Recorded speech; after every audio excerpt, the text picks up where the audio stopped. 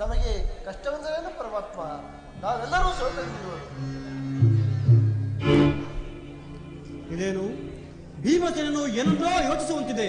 ಆ ಯೋಚನೆಯ ಫಲವೇನು? ಪರಮಾತ್ಮ, ನನ್ನ ಯೋಚನೆಗಳು ಅನಂತವಾಗಿರುವವು.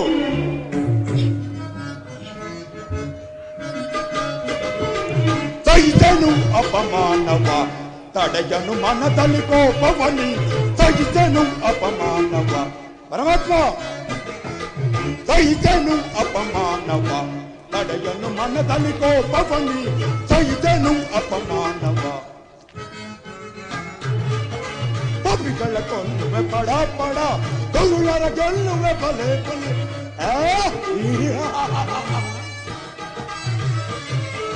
ಪಪಿಗಳ ಕೊಲ್ಲುವೆ ಪಡ ಪಡ, ಗೌರರ ಗೆಲ್ಲುವೆ ಬಲೆ ಬಲೆ.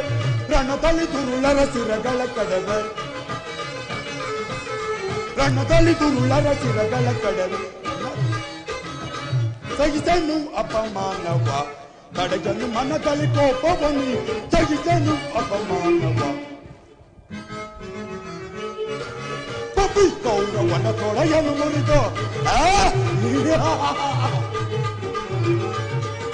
ಪಪಿ ಕೌರವನ ತೊಡೆಯನು ಮುರಿ, ದುರುಳದು ಜೋಸನ ಒಡಲನ್ನು ಬಗೆದು,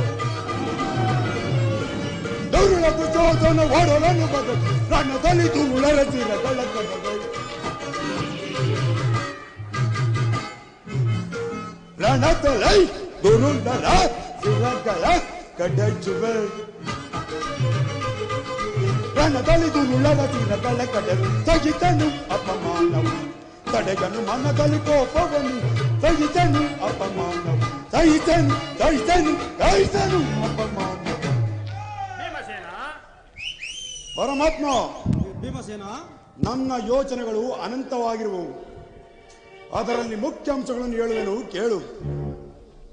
ನಾನು ಬಾಲ್ಯದಲ್ಲಿದ್ದಾಗ ನನ್ನನ್ನು ಪಿಚಂಡಿಯಿಂದ ಬಂಧಿಸಿ ನೀರಿನಲ್ಲಿ ಬಿಸಾಡಿದ ಆ ಕೌರವನು, ಆಗಲೂ ನಿಮ್ಮ ದಯಿಂದ ನಾನು ಎದ್ದು ಬಂದೆನು. ಅರಣ್ಯದಲ್ಲಿ ವನಭೋಜನವನ್ನು ಏರ್ಪಡಿಸಿ ವಿಷದ ಕಜ್ಜಾಯವನ್ನು ತಿನ್ನಿಸಿದನು. ಆಗಲೂ ನಿಮ್ಮ ಕೃಪೆಯಿಂದ ಎದ್ದು ಬಂದೆವು. ವಾರಣಾವತಿಯಲ್ಲಿ ಹೊರಗಿನ ಮನೆಯನ್ನು ನಿರ್ಮಿಸಿ ನಮ್ಮ ಐವರನ್ನು ಮಲಗಿಸಿ ಬೆಂಕಿಯ ಚಿತೆನ್ನಚ್ಚಿದಾಗಲೂ ನಿಮ್ಮ ದಯೆಯಿಂದ ನಾವು ಎದ್ದು ಬಂದೆವು. ಇಷ್ಟೊಂದು ಅನರ್ಥಗಳನ್ನು ಮಾಡಿದ ಆ ಕೌರವನು ಮುಂದಿನಷ್ಟು ಅನರ್ಥಗಳನ್ನು ಮಾಡುವನು ನಾ ಕಾಣೆ. ಇದೇ ನನ್ನ ಯೋಚನೆ ಆಗಿದೆ ಪರಮಾತ್ಮ. ಭೀಮಸೇನ, ಆ ವಿಚಾರದಲ್ಲಿ ನನಗೂ ಬಹಳ ಯೋಚನೆ ಉಂಟಾಗಿದೆ. ಇರಲಿ, ಅವರವರ ಕೃತ್ರಿಮ ಸಂಧಾನಕ್ಕೆ ಸಿಲುಕಿ ಅವರೇ ಹತರಾಗುವರು. ಶಾಂತನಾಗು ಭೀಮಸೇನ.